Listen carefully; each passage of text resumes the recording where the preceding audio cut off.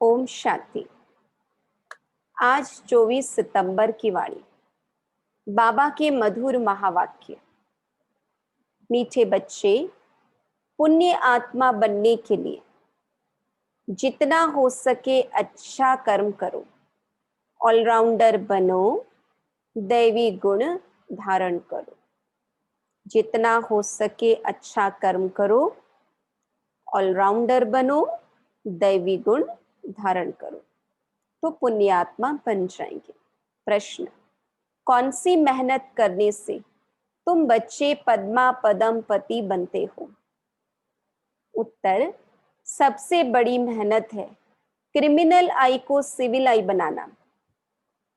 आंखें ही बहुत धोखा देती हैं। आंखों को सिविल बनाने के लिए बाप ने युक्ति बतलाई है कि बच्चे आत्मिक दृष्टि से देखो, देखो नहीं देखो, मैं आत्मा हूं। यह अभ्यास पक्का करो। इसी मेहनत से तुम जन्म जन्मांतर के लिए पदमपति बन जाएंगे। गीत है, धीरज धर मनुआ, धीरज धर, तेरे सुख के दिन अब आए कि आए। ओम शांति। यह किसने कहा? शिव बाबा ने शरीर द्वारा कहा। कोई भी आत्मा शरीर बिगर बोल नहीं सकती।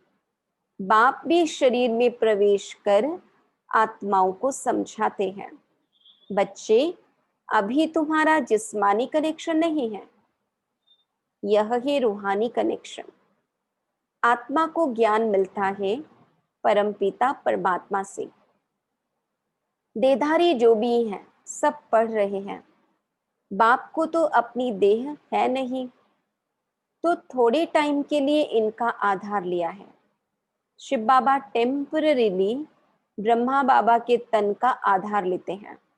अब बाप कहते हैं, अपने को आत्मा निश्चय कर बैठो। बेहद का बाप हम आत्माओं को समझाते हैं। उनके बिगर ऐसे कोई समझा न सके। आत्मा आत्मा को कैसे समझाएगी? आत्माओं को समझाने वाला परमात्मा चाहिए। उनको कोई भी जानते नहीं। त्रिमूर्ति से भी शिव को उड़ा दिया है। ब्रह्मा द्वारा स्थापना कौन कराएंगे? ब्रह्मा तो नई दुनिया का रचयिता नहीं है। बेहद का बाप रचयिता सबका एक ही शिव बाबा है। ब्रह्मा भी सिर्फ अभी तुम्हारा बाप है, फिर नहीं होगा। वहां तो लौकिक बाप ही होता है सतयुग में। कलयुग में होता है लौकिक और पारलौकिक। अभी संगम पर लौकिक, अलौकिक और पारलौकिक तीन बाप हैं। बाप कहते हैं, सुखधाम में मुझे कोई याद ही नहीं करता। विश्व का मालिक बाप ने बनाया, फिर चिल्लाएंगे क्यों? वहां और कोई खंड नहीं होते, सिर्फ सूर्यवंशी ही होते हैं। चंद्रवंशी भी बाद में आते हैं। अब बाप कहते हैं, बच्चे धीरज धरो, बाकी थोड़े दिन हैं। पुरुषार्थ अच्छी रीति करो। दैवी गुण धारण नहीं करेंगे तो पद भी भ्रष्ट हो जाएगा। ये बहुत बड़ी लॉटरी है। बैरिस्टर, सर्जन आदि बनना भी लॉटरी है ना। बहुत पैसा कमाते हैं, बहुतों पर हुक्म चलाते हैं। जो अच्छी रीति पढ़ते पढ़ाते हैं वह ऊंच पद पाएंगे। बाप को याद करने से विकर्म विनाश होंगे। बाप को भी घड़ी घड़ी भूल जाते हैं। माया याद भुला देती है, ज्ञान नहीं भुलाती है। बाप कहते भी हैं, अपनी उन्नति करनी है तो चार्ट रखो। सारे दिन में कोई पाप कर्म तो नहीं किया, नहीं तो 100 गुना पाप बन जाएगा। इसलिए बाबा कहते रोज अपनी चेकिंग करो, नहीं तो अगर गलतियां हुई तो पाप पे पाप चढ़ता जाएगा। यज्ञ की संभाल करने वाले बैठे हैं, उनकी राय से करो। कहते भी हैं, जो खिलाओ जहां बिठाओ। भक्ति में भी कहते ना, जाही विधि राखे राम, ताही विधि रहिए। तो बाबा कहते हैं, तो बाकी और आशाएं छोड़ देनी है। नहीं तो पाप बनता जाएगा। आत्मा पवित्र कैसे बनेगी? यज्ञ में कोई भी पाप का काम नहीं करना है। यहाँ तुम पुण्य आत्मा बनते हो। चोरी चकारी आदि करना पाप है न, माया की प्रवेशता है। न योग में रह सकते न ज्ञान की धारणा करते हैं। अपने दिल से पूछना चाहिए, हम अगर अंधों की लाठी न बने तो क्या ठहरे? अंधे ही कहेंगे ना। इस समय के लिए ही गाया हुआ है धृतराष्ट्र के बच्चे। वह है रावण राज्य में, तुम हो संगम पर। राम राज्य में फिर सुख पाने वाले हो। परम पिता परमात्मा कैसे सुख देते हैं, किसकी बुद्धि में नहीं आता। कितना भी अच्छी रीति समझाओ फिर भी बुद्धि में नहीं बैठता। अपने को जब आत्मा समझे तब परमात्मा का ज्ञान भी समझ सके। आत्मा ही जैसा पुरुषार्थ करती है ऐसा बनती है। गायन भी है, अंत काल जो स्त्री सिमरे। बाप कहते हैं, जो मुझे याद करेंगे तो मेरे को पाएंगे, नहीं तो बहुत बहुत सजाएं खाकर आएंगे। सतयुग में भी नहीं, त्रेता के भी पिछाड़ी में आएंगे। सतयुग त्रेता को कहा जाता है ब्रह्मा का दिन। एक ब्रह्मा तो नहीं होगा, ब्रह्मा के तो बहुत बच्चे हैं ना। ब्राह्मणों का दिन फिर ब्राह्मणों की रात होगी। अभी बाप आए हैं रात से दिन बनाने। ब्राह्मण ही दिन में जाने के लिए तैयारी करते हैं। बाप कितना समझाते हैं, दैवी धर्म की स्थापना तो जरूर होनी ही है। कलयुग का विनाश भी जरूर होना है। जिनको कुछ भी अंदर में संशय होगा, बाबा कहते, तो वह भाग जाएंगे। बाबा कहते वो लंबा समय ज्ञान मार्ग में टिक नहीं पाएंगे। पहले निश्चय फिर संशय हो जाता है। यहां से मरकर फिर पुरानी दुनिया में जाकर जन्म लेते हैं, विनश्यंती हो जाते हैं। बाप की श्रीमत पर तो चलना पड़े ना। पॉइंट तो बहुत अच्छी अच्छी बच्चों को देते रहते हैं। पहले पहले तो समझाओ तुम आत्मा हो, देह नहीं, नहीं तो लॉटरी सारी गुम हो जाएगी। भल वहां राजा अथवा प्रजा सब सुखी रहते हैं, फिर भी पुरुषार्थ तो ऊंच पद पाने का करना है ना। सुखधाम में तो जाएंगे ना, नहीं ऊंच पद पाना है। ऐसे नहीं सुखधाम में तो जाएंगे ना। बाबा कहते नहीं, लक्ष्य रखो कि ऊंच पद पाना है, राजा बनने के लिए आए हो। ऐसे सयाने भी चाहिए। बाप की सर्विस करनी चाहिए, रूहानी सर्विस नहीं तो स्थूल सर्विस भी है। बाबा कहते ज्ञान सुनाने की सेवा भी सेवा है। सेंटर पर झाड़ू पोछा बर्तन कपड़ा करना ये भी सेवा है।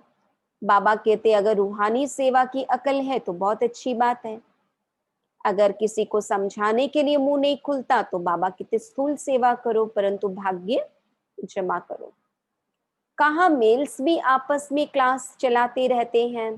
एक बहन बीच बीच में जाकर क्लास कराती है। साउथ में तो ऐसे बहुत सेंटर हैं जहां पर भाई लोग ये निमित्त बनकर सेंटर चलाते हैं। बड़ी बहन कभी कभार हफ्ते में एक बार या और भी कम फ्रिक्वेंटली आती है क्लास कराने। झाड़ धीरे धीरे वृद्धि को पाता है ना। सेंटर्स पर कितने आते हैं, फिर चलते चलते गुम हो जाते हैं। विकार में गिरने से फिर सेंटर्स पर भी आने में लज्जा आती है, ढीले पड़ जाते हैं।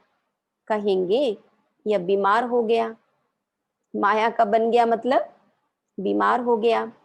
बाप सब बातें समझाते रहते हैं। अपना पोता मिल रोज रखो, जमा और ना होती है घाटा और फायदा।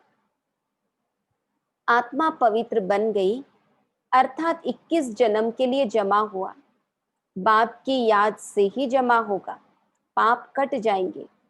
कहते भी हैं ना, हे पतित पावन बाबा, आकर हमको पावन बनाओ। ऐसे थोड़ी कहते कि विश्व का मालिक आकर बनाओ, नहीं, यह तुम बच्चे ही जानते हो। मुक्ति और जीवन मुक्ति दोनों है पावन धाम। तुम जानते हो, हम मुक्ति जीवन मुक्ति का वर्षा पाते हैं। जो पूरी रीति नहीं पढ़ेंगे वह पीछे आएंगे। स्वर्ग में तो आना है, सब अपने अपने समय पर आएंगे। सब बातें समझाई जाती हैं, फौरन तो कोई नहीं समझ जाएंगे। यहाँ तुमको बाप को याद करने के लिए कितना समय मिलता है।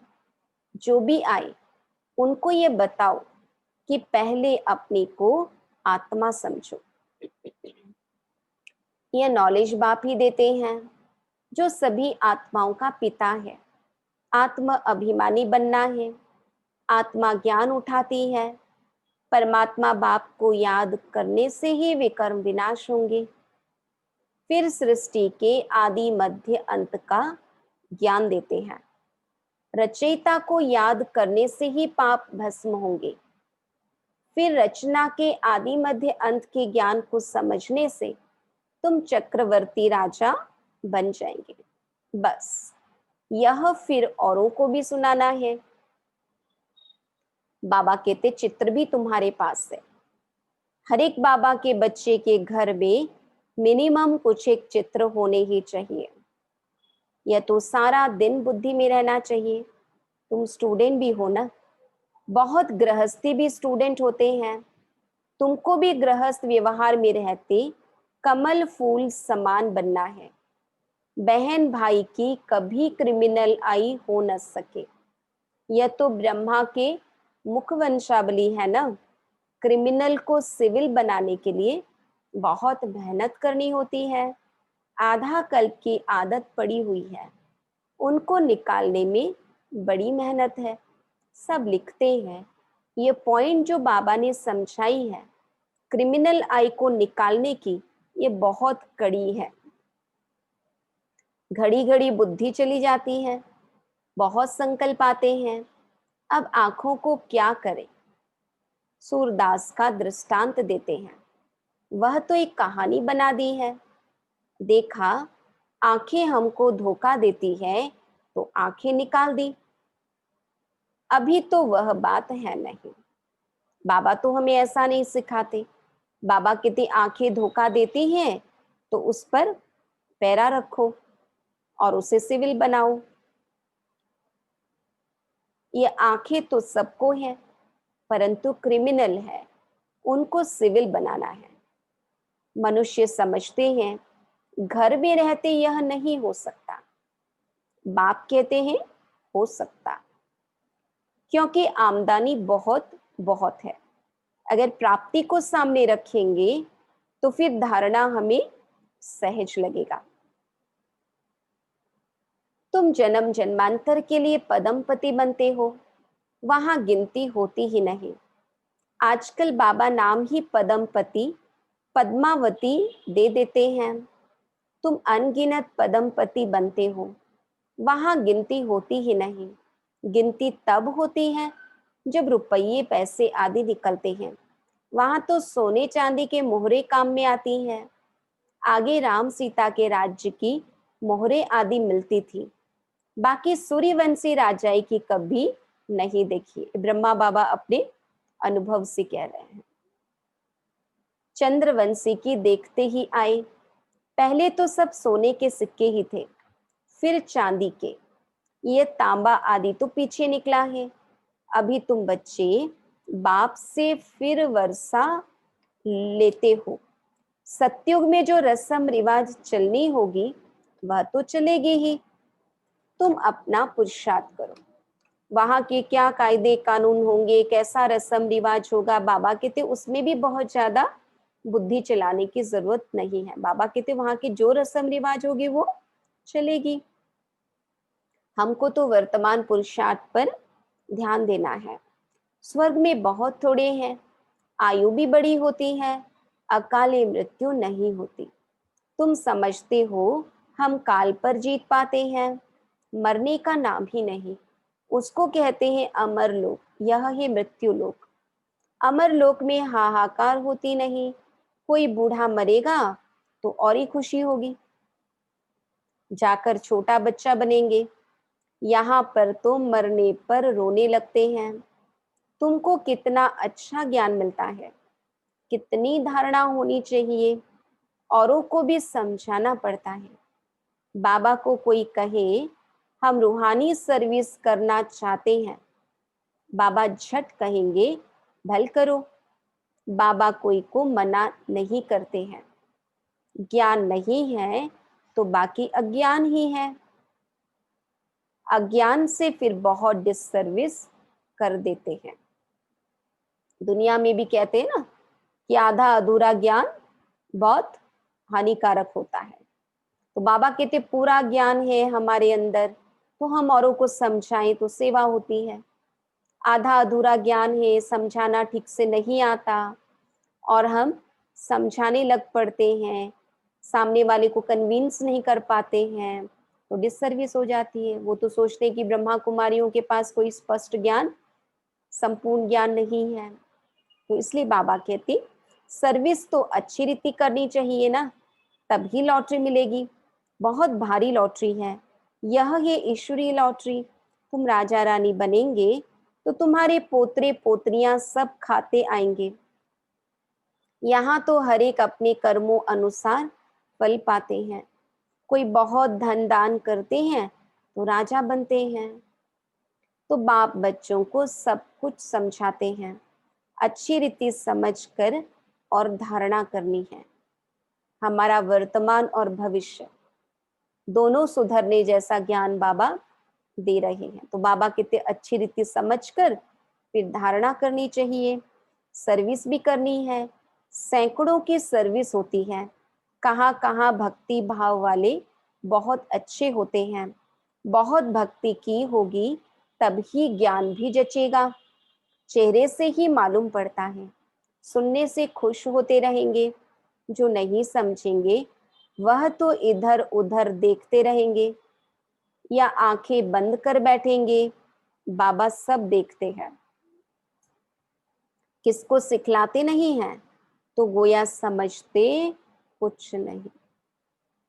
बाबा कहते यदि हम किसी को नहीं सिखलाते हैं मतलब हम खुद खुद कुछ समझे सीखे नहीं हैं। एक कान से सुन दूसरे से निकाल देते हैं। अभी यह समय है बेहद के बाप से बेहद का वर्षा लेने का। जितना लेंगे बाबा कहते जन्म जन्मांतर कल्प कल्पांतर मिलेगा, नहीं तो फिर पीछे बहुत पछताएंगे। फिर सबको साक्षात्कार होगा। हमने पूरा पढ़ा नहीं इसलिए पद भी नहीं पा सकेंगे। बाकी क्या जाकर बनेंगे, नौकर चाकर साधारण प्रजा। ये राजधानी स्थापन हो रही है। जैसा जैसा करते हैं उस अनुसार फल मिलता है। नई दुनिया के लिए सिर्फ तुम ही पुरुषार्थ करते हो।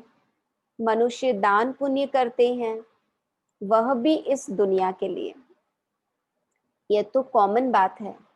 हम अच्छा काम करते हैं तो उसका दूसरे जन्म में अच्छा फल मिलेगा। तुम्हारी तो है 21 जन्मों की बात।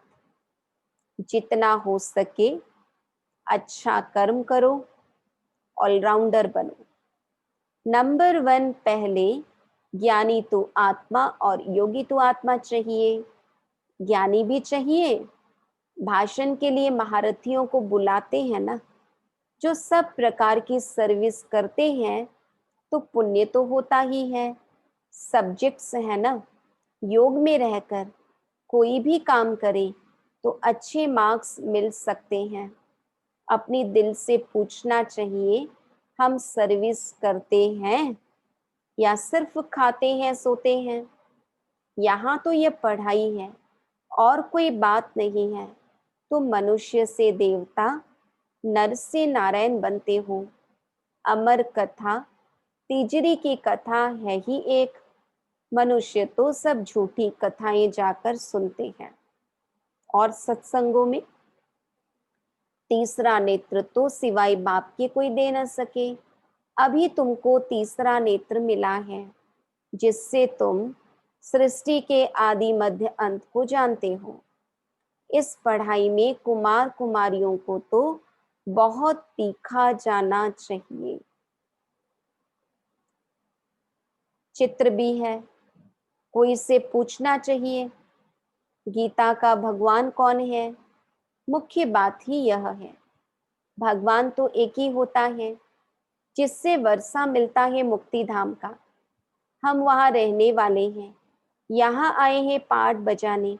अब पावन कैसे बने? पतित पावन तो एक ही बाप है। आगे चलकर तुम बच्चों की अवस्था भी बहुत अच्छी हो जाएगी। बाप किस्म किस्म से समझानी देते रहते हैं। एक तो बाप को याद करना है, तो जन्म जन्मांतर के पाप मिट जाएंगे। अपने दिल से पूछना है, हम कितना याद करते हैं? चार्ट रखना अच्छा है, अपनी उन्नति करो। अपने ऊपर रहम कर अपनी चलन देखते रहो। अगर हम भूले करते रहेंगे तो रजिस्टर खराब हो जाएगा। इसमें दैवी चलन होनी चाहिए। गायन भी है, जो खिलाएंगे जहां बिठाएंगे, जो डायरेक्शन देंगे वह करेंगे। डायरेक्शन तो जरूर तन द्वारा देंगे ना। गेटवे टू स्वर्ग यह अक्षर अच्छा है, यह द्वार है स्वर्ग जाने का। अच्छा, मीठे मीठे सिकीलधे बच्चों प्रति माता पिता बाप दादा का याद प्यार और गुड मॉर्निंग। रूहानी बाप की रूहानी बच्चों को नमस्ते। हम रूहानी बच्चों की रूहानी बाप दादा को याद प्यार गुड मॉर्निंग नमस्ते नमस्ते नमस्ते। धारणा के लिए मुख्य सार। पुण्य आत्मा बनने के लिए और सब आशाएं छोड़ यह पक्का करना है कि बाबा जो खिलाओ जहां बिठाओ, कोई भी पाप का काम नहीं करना है। दूसरा, ईश्वरीय लॉटरी प्राप्त करने के लिए रूहानी सर्विस में लग जाना है। ज्ञान की धारणा कर औरों को करानी है। अच्छी मार्क्स लेने के लिए कोई भी कर्म याद में रहकर करना है।